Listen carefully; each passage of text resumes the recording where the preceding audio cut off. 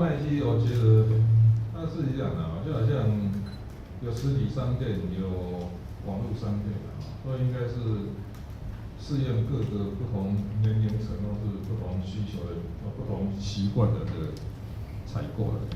其实目前这种你到那里预约，其实做人的行为，你知道吗？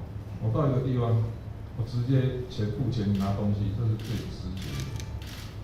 那你说还要去，我要去预约一次，再来领一次，何必？那我刚刚去有时候直接摆台自动贩卖机在去按一按就拿到就走了，就好了。我何必再走第二趟？那现在是说你可以第一次那个，现在是来预约的时候再领，反正，哎，就麻烦。但是这样啊，我觉得如果再不影响现在的用量，你知道吗？其实14片买9片，我是主张可以延长，因为这样。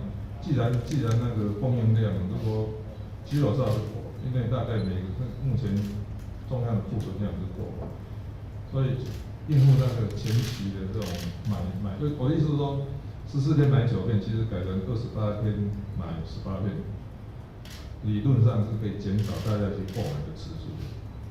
就我们自动贩卖机的经验，你知道吗？还有一点，现在是一期卖嘛，就就可以发现它一开始卖的多。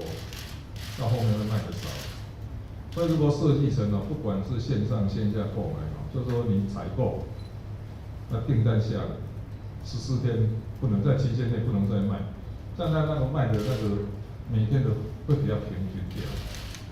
不过这样我们只是建议啦，这个还是中央在决定。不过我觉得是这样这个疫情还拖一段时间嘛所以每一段不断的反省改进，这是文化。我现在看到这个口罩的。每日口罩贩卖数有没有？它是有呈现周期的，前面会多，后面会少。所以如果改变那一种，特别是现在又有线上线下，老百姓真的会搞混。所以线上线下这种时间的管制，我还是主张在现阶段口罩要管制的，实名制管制也要的。只是说如果存量够的话，是不是可以改成4个礼拜买一次？是不是可以改成买一次以后，它在那个期间内？